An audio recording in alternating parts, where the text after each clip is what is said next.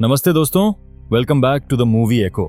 तो कहानी की शुरुआत होती है साल 2010 से, अमेरिका के सबसे मशहूर अखबारों में से एक द गार्डियन के ऑफिस से। और यहाँ कुछ बड़ा होने वाला है। गार्डियन दुनिया के एक और दिग्गज अखबार न्यूयॉर्क टाइम्स के साथ मिलकर एक ऐसी खबर छापने की तैयारी कर रहा है जो कोई साधारण खबर नहीं है। यह खबर है अमेरिका और अफगानिस्तान के बीच हुई जंग के वो काले और छुपे हुए सच के बारे में जो आज तक किसी ने लोगों के सामने नहीं रखे थे। ये सारी जानकारी उन्हें मिली थी विकीलीक्स नाम की एक वेबसाइट से। जैसे ही यह खबर बाहर आती है, पूरे अमेरिका में तहलका मच जाता है। हर टीवी चैनल बस इसी एक न्यूज को दिखा रही थी। ठीक उसी वक्त हमें दिखाया जाता है विकीलीक्स के संस्थापक जूलियन को, जो एक बहुत ही शांत और कॉन्फिडेंट इंसान है। वो एक सेमिनार में इसी न्यूज के ऊपर बात कर रहे हैं। दूसरी तरफ हम डैनियल नाम के एक बंदे को देखते हैं जो एक टेक एक्सपर्ट है, और वो अपने कंप्यूटर पर यह सब देखते हुए जूलियन को कांटेक्ट करने की कोशिश कर रहा था। फिर सीन शिफ्ट होता है और कहानी 2007 में शुरू होती है। डैनियल उस वक्त टेक एक्सपर्ट के तौर पर एक ऑफिस में काम कर रहा था। फिर एक दिन ऑनलाइन उसकी मुलाकात जूलियन से होती है। फिर जूलियन उसे मिलने के लिए एक जगह बुलाता है। डैनियल बिना देर किए अपना साइकिल उठाकर उससे मिलने के लिए निकल पड़ता है। फिर वो पहुंचता है बर्लिन कांग्रेस सेंटर। वहां पहुंचकर वो देखता है कि जूलियन एक हॉल रूम किराए पर लेने के लिए वहां के एक कर्मचारी से बात कर रहा है, लेकिन वो कर्मचारी उसकी बात सुनने को तैयार ही नहीं था। तब डैनियल आगे आता है और अपनी समझदारी से उस कर्मचारी से बात करते हुए आधे घंटे के लिए ऑडिटोरियम बुक करवा देता है, और यहीं से दोनों की दोस्ती की शुरुआत होती है। ऑडिटोरियम में जूलियन माइक थामता है और विकीलीक्स का असली मकसद बताता है। वो कहता है कि दुनिया में बहुत कुछ ऐसा चल रहा है जिस बारे में आम जनता को कोई आइडिया ही नहीं है, क्योंकि इस बारे में बात करने की हिम्मत कोई नहीं करता। फिर वो एक प्रेजेंटेशन के जरिए समझाता है कि अगर बस एक या दो लोग भी हिम्मत करके आगे आ जाए तो बाकी लोगों को भी हिम्मत मिलता है। जैसे कि अगर किसी को नकाब के पीछे रहकर सच बोलने दिया जाए तो वो बिना किसी डर के सच ही बोलेगा, और धीरे धीरे दुनिया का हर भ्रष्टाचार, हर झूठ एक एक करके सामने आ सकता है। लेकिन अफसोस की बात यह है, उसकी बात सुनने के लिए वहां पर कोई ऑडियंस नहीं था, बस कांग्रेस सेंटर के कुछ कर्मचारी थे। लेकिन जूलियन को इससे कोई फर्क नहीं पड़ता, और उसे जो कहना था उसने वो कह दिया। इसके बाद वो दोनों वहां से निकलकर एक चर्च के छत पर पहुंचते हैं। यहाँ खुले आसमान के नीचे जूलियन और डैनियल एक दूसरे को और करीब से जानने लगते हैं। वहां पर वो दोनों काफी देर तक बातें करते हैं। फिर वहां से निकलकर वो दोनों एक बार पहुंचते हैं। वहां पर दोनों आमने सामने बैठते हैं और दोनों अपने अपने लैपटॉप खोल लेते हैं और दोनों चैटिंग के थ्रू बातें करने लगते हैं, ताकि उन दोनों की बातें कोई सुन ना सके। अब डैनियल जूलियन से पूछता है, क्या यह तरीका सेफ है?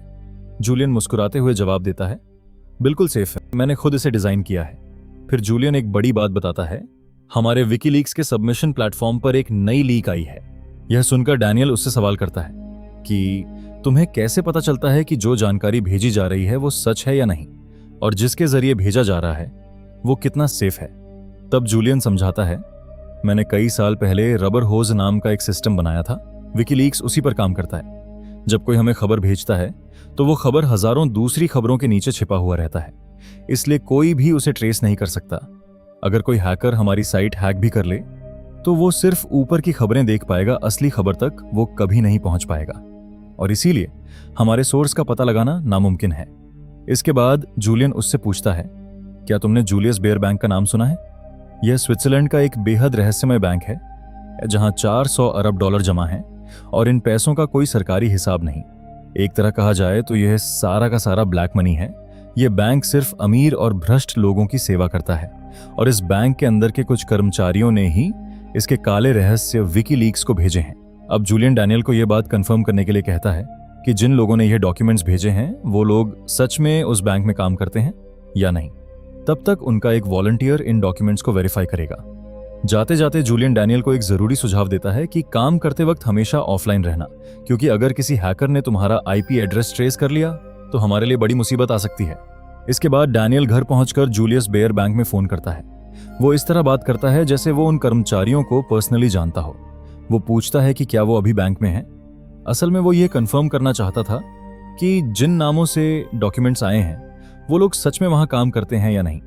जैसे ही वो कंफर्म हो जाता है, उसने फौरन जूलियन को मैसेज भेजा कि ये डॉक्यूमेंट्स सच में बैंक कर्मचारियों की तरफ से आए हैं। इसके बाद डैनियल उसी बैंक के एक पुराने कर्मचारी से मिलता है जो वहां कई साल काम कर चुका है। वो शख्स डैनियल को बताता है कि यह बैंक बड़े पैमाने पर टैक्स की चोरी करता है, और सिर्फ एक साल में ही उन्होंने $30 मिलियन का टैक्स चुराया है। इसी वजह से उसने उस बैंक की नौकरी छोड़ दी। फिर ये सारी बातें डैनियल जूलियन को बताता है और फिर सब कुछ सुनने के बाद जूलियन इस लीक को पब्लिश करने का फैसला करता है।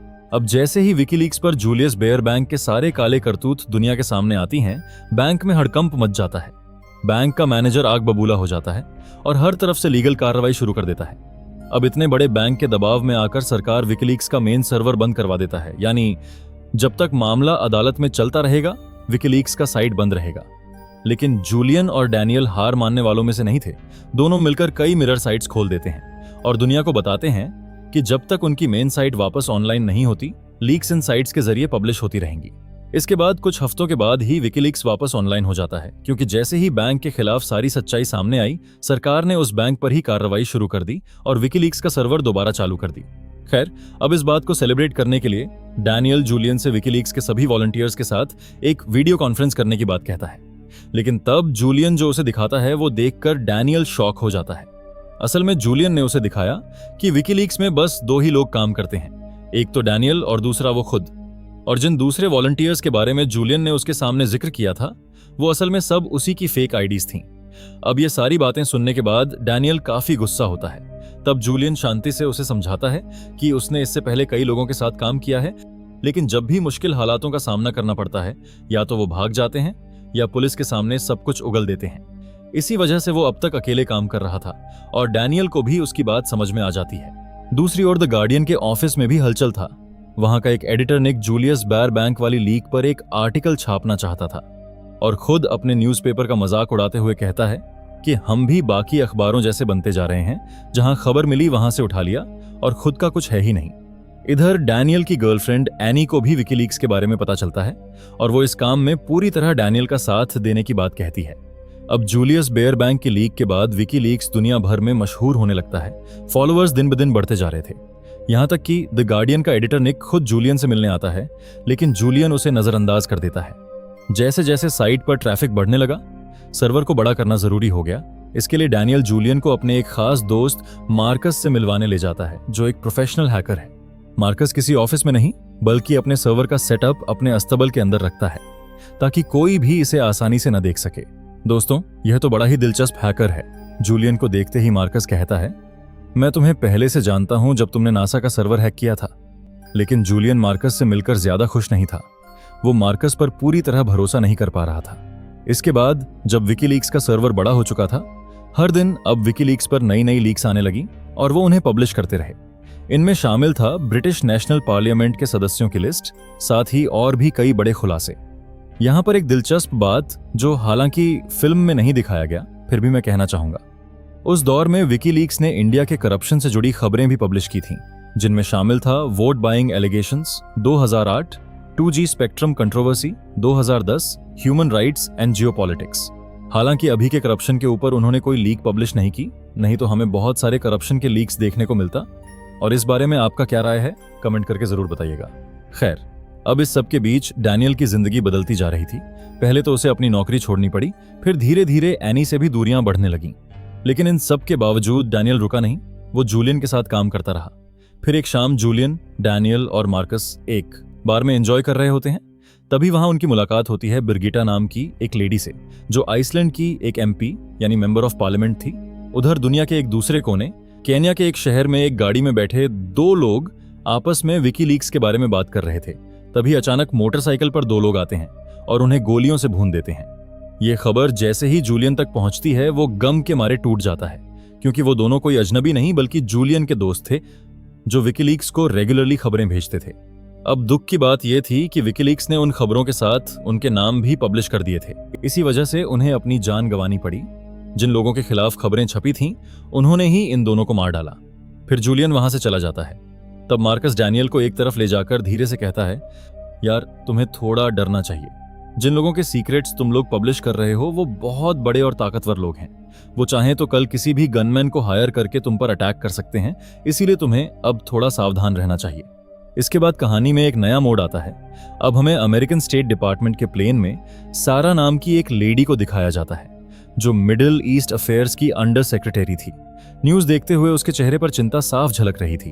तभी उसकी सुपीरियर NSA डेप्यूटी सैम उससे कांटेक्ट करता है। तब सारा उसे एक बेहद चौंकाने वाली खबर दिखाती है और कहती है विकीलीक्स ने 9/11 की रिपोर्ट के साथ साथ करीब 5 लाख मैसेजेस पब्लिक कर दिए हैं और इन मैसेजेस में यह दावा किया जा रहा है कि 9/11 के हमले में सरकार का भी हाथ है। इसके बारे में हमारे सिवा किसी और को पता नहीं है। इसका मतलब यह है कि हम में से किसी ने यह जानकारी लीक की है। सैम तब गुस्से में पूछता है, तो हम कोई एक्शन लेकर इस साइट को बंद क्यों नहीं करवा देते? लेकिन सारा की कलीग जेम्स उसे समझाते हुए कहता है कि यह इतना आसान नहीं है, क्योंकि विकीलीक्स के अमेरिका के बाहर भी कई मिरर साइट्स हैं। अगर मेन साइट बंद भी हो जाए तो वो यही सारे मैसेजेस उन साइट्स पर पब्लिश कर देंगे। दूसरी तरफ डैनियल, जूलियन और मार्कस आपस में बात कर रहे थे। तभी मार्कस जूलियन से कहता है, हमें अपनी साइट को और ज्यादा सिक्योर करना चाहिए। यह सुनते ही जूलियन समझ जाता है कि मार्कस ने किसी तरह प्राइमरी सर्वर का एक्सेस ले लिया है। अब इस बात पर जूलियन और डैनियल के बीच बहस छिड़ जाती है। तभी अचानक उन्हें एहसास होता है कि कुछ लोग उन्हें ढूंढते हुए वहां आ पहुंचे हैं। बिना देर किए तीनों वहां से निकल लेते हैं। उसी शाम वो एक ऑडिटोरियम में विकीलीक्स की सफलता पर प्रेजेंटेशन देते हैं और लोग तालियां बजाकर उनकी तारीफ करते हैं। प्रेजेंटेशन के बाद डैनियल के माता पिता जूलियन से मिलते हैं और उसे घर पर डिनर के लिए इनवाइट करते हैं। जूलियन हाँ तो कह देता है, लेकिन वो डिनर के लिए नहीं जाता। इसी बात को लेकर डैनियल उसे ढूंढते हुए एक बार पहुंचता है। तब जूलियन एक मैगजीन निकालकर डैनियल को दिखाता है, जिसमें डैनियल को विकीलीक्स का को-फाउंडर बताया गया था और साथ में कुछ फेक न्यूज भी छापी गई थी। डैनियल समझ जाता है कि जूलियन नाराज क्यों है। दरअसल डैनियल काफी दिनों से उस मैगजीन की एक रिपोर्टर के साथ कांटेक्ट में था और जूलियन को यह बात बिल्कुल पसंद नहीं था। फिर जूलियन उससे कहता है, विकीलीक्स का फाउंडर सिर्फ एक ही इंसान है और वो हूं मैं। यह सुनकर डैनियल चुपचाप वहां से उठकर जाने लगता है। अब इतना काफी नहीं था कि जूलियन डैनियल के सामने ही जिगी नाम के एक नए लड़के को अपनी टीम में शामिल कर लेता है। खैर, इसके बाद हम सारा को देखते हैं। वो इजिप्ट के कायरो शहर पहुंच चुकी थी। वहां उसकी मुलाकात होती है तारिक से, जो उनके लिए काम करता है। सारा उसे पिछले कई दिनों की सारी खबरें बताती हैं और उन पर गहरी बातचीत करती है। इधर जूलियन नॉर्वे में एक प्रेस कॉन्फ्रेंस खत्म करके एक पार्टी में बैठा हुआ था। वहां पर द गार्डियन के एडिटर निक भी मौजूद था। वो जूलियन को चेतावनी देते हुए कहता है कि कई लोग उसके पीछे पड़े हैं, इसलिए उसे सावधान रहने की जरूरत है। इसके बाद जूलियन बिना एक पल गवाए फटाफट वहां से निकलता है और डैनियल को कॉल करके आइसलैंड पहुंचने के लिए कहता है। अब आइसलैंड में विकीलीक्स की पूरी टीम इकट्ठा होती है, क्योंकि उनके पास एक ऐसा वीडियो फुटेज आया है जिसे देखकर वो लोग शॉक हो जाते हैं। उस वीडियो फुटेज में कुछ ऐसा था जो देखकर रूह कांप जाए। अमेरिकी सेना बेरहमी से निहत्थे बेगुनाह पत्रकारों पर हेलीकॉप्टर से अंधाधुंध फायरिंग कर रहे हैं। विकीलीक्स की टीम बिना एक पल गवाए उस वीडियो को तुरंत विकीलीक्स और यूट्यूब पर अपलोड कर देता है। जैसे ही यह वीडियो सामने आया, पूरी दुनिया हिल गई। हर न्यूज चैनल पर बस यही एक खबर चल रही थी। अमेरिकन स्टेट डिपार्टमेंट इस घटना को दबाने के लिए हर मुमकिन कोशिश कर रही थी, लेकिन अब बहुत देर हो चुकी थी। तभी उनके पास एक और रिपोर्ट आती है, जिसे देखकर सारा और जेम्स दोनों की आंखें फटी की फटी रह जाती हैं। उधर जूलियन डैनियल के साथ वीडियो कॉल पर बात कर रहा था। तभी अचानक विकीलीक्स की सभी टीम मेंबर्स का फोन अचानक एक साथ बजने लगता है। जूलियन तुरंत समझ जाता है यह कोई साधारण कॉल नहीं है, सरकार उनका पता लगाने की कोशिश कर रही है। वो फौरन सबको सब कुछ बंद करके ऑफलाइन होने के लिए कहता है। इस घटना के फौरन बाद अमेरिकन स्टेट डिपार्टमेंट में एक इमरजेंसी मीटिंग बुलाई जाती है। कमरे में बड़े बड़े अधिकारी बैठे हुए थे और माहौल बेहद तनावपूर्ण था। सारा सबको बताती है कि उनका एक 22 साल का पूर्व मिलिट्री का जवान किसी तरह उनके सर्वर से सारा डेटा निकालकर विकीलीक्स पर सबमिट कर चुका है। उसमें लाखों युद्ध के रिकॉर्ड्स, अमेरिकन पॉलिटिक्स के सारे राज उस सर्वर में मौजूद थे। अगर यह सब किसी तरह पब्लिश हो गया तो हम एक ऐसे संकट में फंस जाएंगे जिससे निकलना हमारे लिए बेहद मुश्किल हो जाएगा। अब इस बात से पूरे कमरे में सन्नाटा छा जाता है। उधर बिरगिट्टा डैनियल से मिलती है और उसे इस लीक के बारे में बताती है। वो फौरन जूलियन से कांटेक्ट करता है और पूछता है कि क्या यह लीक उसके पास आया है। तब जूलियन जवाब देता है, हाँ, और हमें इसे जल्द से जल्द पब्लिश करना चाहिए। लेकिन डैनियल इस बात पर राजी नहीं होता। उसकी चिंता बिल्कुल जायज थी, क्योंकि इन डॉक्यूमेंट्स में बहुत ही सेंसिटिव इन्फॉर्मेशन थी और अगर उन्होंने इसे पब्लिश किया तो उनकी जान भी खतरे में पड़ सकती थी। लेकिन जूलियन अपनी जिद पर अड़ा था। वो किसी भी तरह उन डॉक्यूमेंट्स को पब्लिश करना चाहता था। डैनियल के बार बार मना करने पर वो बुरी तरह भड़क जाता है। इसके बाद जब सब एक साथ बैठे होते हैं तो निक उनसे मिलते हैं। निक जूलियन को समझाते हुए कहता है, जूलियन, तुम चाहकर भी इसे डायरेक्टली पब्लिश नहीं कर सकते। इन्हें पब्लिश करने का मतलब होगा सीधे अमेरिकन गवर्नमेंट के साथ दुश्मनी मोड़ लेना। इसके बाद निक उनसे कहता है कि बेहतर होगा कि वो लोग वह डेटा उसे दे दें, ताकि वो उसे बेहतर और लीगल तरीके से पब्लिश कर सकें। इस तरह वो लोग बिना किसी जोखिम के दुनिया के सामने ये सारी बातें रख सकेंगे। जूलियन के पास कोई और रास्ता नहीं था। मजबूरन वो निक की बात मान लेता है। इसके बाद निक अपनी पूरी टीम के साथ उस डेटा को एडिट करने में जुट जाता है और यहाँ एक चौंकाने वाली बात सामने आती है। वहां पर 91,000 डॉक्यूमेंट्स तो सिर्फ अफगानिस्तान की जंग के ऊपर ही था। टीम रात दिन एक करके उन पर काम करने लगती है। काम करते करते थक कर डैनियल गार्डियन के ऑफिस में ही सो जाता है। नींद खुलने पर वो देखता है कि 2 लोग उसके पास बैठकर बातें कर रहे हैं। फिर उनमें से एक उससे कहता है कि कुछ दिन तुम पर बहुत दबाव रहेगा, क्योंकि 91,000 डॉक्यूमेंट्स एडिट करना मामूली बात नहीं है और इसके लिए बहुत लोग चाहिए। ये सुनते ही डैनियल के होश उड़ जाते हैं। वो फौरन उठता है और जूलियन को ढूंढने निकल पड़ता है, क्योंकि वो जानता था विकीलीक्स की टीम में सिर्फ कुछ लोग ही हैं और उनके लिए 91,000 डॉक्यूमेंट्स एडिट करना नामुमकिन है। इसका मतलब जूलियन बिना एडिट किए ही वो डॉक्यूमेंट्स पब्लिश करने वाला है। डैनियल भागते हुए जूलियन के पास पहुंचता है और एक बार फिर उसे समझाने की कोशिश करता है, लेकिन जूलियन उसकी कोई भी बात सुनने के लिए तैयार नहीं होता। उल्टा उस पर गुस्सा करते हुए कहता है कि मुझे मत सिखाओ कि मुझे क्या करना चाहिए क्या नहीं। और इससे पहले डैनियल और कुछ कह पाता, जूलियन उसे विकीलीक्स से निकाल देता है। फिर वो जिगी को लेकर वहां से चला गया और डैनियल वहां अकेला खड़ा रह गया। उसके मन में बस एक ही बात घूम रही थी कि अगर यह सब पब्लिश हो गया तो न जाने कितने परिवार तबाह हो जाएंगे। डैनियल घर पहुंचकर मार्कस से सब कुछ शेयर करता है, लेकिन तभी उसकी नजर अपनी कंप्यूटर स्क्रीन पर पड़ती है और वो देखता है जूलियन अपने कई फेक आईडीज से विकीलीक्स के चैट में डैनियल के नाम पर बेतुकी और झूठी बातें लिख रहा है। और यही नहीं, उसने ट्विटर पर पोस्ट किया कि डैनियल और उसकी गर्लफ्रेंड एनी दोनों CIA एजेंट हैं। खैर, अब जैसे ही द गार्डियन ने अपनी खबर पब्लिश की, अमेरिकन गवर्नमेंट के दफ्तरों में हड़कंप मच गया। हर तरफ से उन्होंने उन खबरों को हटाने की कोशिश करने लगे, लेकिन अब बहुत देर हो चुकी थी। सारा को एहसास होता है कि उन डॉक्यूमेंट्स में तारिक का नाम भी है, जिसका मतलब था कि उसका परिवार अब खतरे में है। वो फौरन तारिक को फोन करती है और उसे अपने परिवार को लेकर इजिप्ट छोड़ने के लिए कहती है। उधर सैम के पास कोई और रास्ता नहीं बचा। वो मीडिया के सामने विकीलीक्स को दोषी ठहराता है, क्योंकि उन्होंने यह डॉक्यूमेंट पब्लिश करके उनके एजेंट और उनके परिवारों को खतरे में डाल दिया है और अब तक कुछ एजेंट्स के ऊपर हमला भी हो चुका है। उधर जूलियन भी प्रेस कॉन्फ्रेंस पर प्रेस कॉन्फ्रेंस दिए जा रहा था। वो द गार्डियन का हवाला देते हुए बड़े गर्व से कह रहा था, विकीलीक्स टीम आगे भी ऐसी और जानकारियां दुनिया के सामने लाती रहेगी। दूसरी तरफ डैनियल और मार्कस टीवी पर जूलियन का प्रेस कॉन्फ्रेंस देख रहे थे।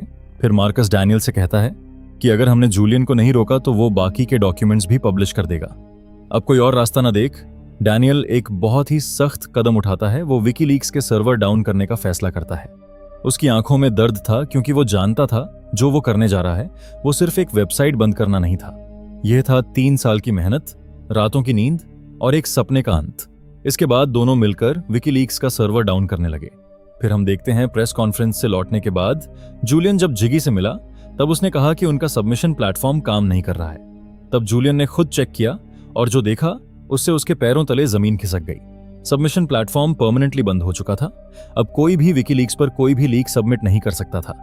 जूलियन अपनी आंखों के सामने अपना सपना टूटते देख रहा था। इतना सब करने के बाद भी विकीलीक्स आज तबाही के कगार पर खड़ा था। उधर जब डैनियल निक से मिला तो निक ने एक बेहद चौंकाने वाली बात कही। उसने कहा कि जूलियन के बाल नेचुरली सफेद नहीं है, वो खुद अपने बालों को व्हाइट कलर करता है। ये उसके परिवार का एक पुराना रिवाज है और ये तो बस एक राज है। उसके पास ऐसे कई राज हैं जिन्हें आज तक कोई भी उजागर नहीं कर पाया है। मतलब सोचने वाली बात यह है, जो इंसान अपने खुद के सारे राज इतनी सावधानी से छुपा कर रखता था, वही इंसान दुनिया भर के राज सबके सामने लाना चाहता था। खैर, निक डैनियल को दिलासा देते हुए कहता है कि तुमने जो किया वो बिल्कुल सही था। उधर अमेरिकन स्टेट डिपार्टमेंट के ऑफिस में माहौल बिल्कुल अलग था। विकीलीक्स के डाउन होते ही वहां जश्न मनाया जा रहा था, लेकिन कहानी यहां खत्म नहीं हुई। 2010 में द गार्डियन ने विकीलीक्स के साथ मिलकर कुछ और बड़े आर्टिकल्स पब्लिश किए और फिर आया 2011 जब जूलियन ने एक बार फिर विकीलीक्स को वापस खड़ा कर दिया। इस बार बिना किसी एडिटिंग के, बिना किसी रोक टोक के उसने 2.5 लाख से भी ज्यादा डॉक्यूमेंट्स एक झटके में दुनिया के सामने रख दिए। जूलियन पर कई मुकदमे दर्ज हुए, लेकिन उसे ज्यादा दिन जेल में नहीं रखा जा सका। दूसरी तरफ डैनियल ने भी 2011 में विकीलीक्स के साथ अपने पूरे सफर पर एक किताब लिखी। विकीलीक्स की इस पूरी कहानी को अलग अलग लोग अलग अलग नजरिए से देखते हैं। किसी की नजर में जूलियन एक हीरो है जिसने वो सच सामने लाया जो दुनिया से छुपाया जा रहा था, और किसी की नजर में वो एक विलेन है जिसने अपनी जिद के चलते बेगुनाह लोगों की जान खतरे में डाल दी। आपको क्या लगता है, जूलियन ने वो डॉक्यूमेंट्स पब्लिश करके सही किया या गलत? और आपके नजरों में जूलियन एक हीरो है या फिर एक विलेन? कमेंट करके जरूर बताइएगा। तो दोस्तों, आज के लिए बस इतना ही। मिलते हैं अगली बार और एक मजेदार कहानी के साथ।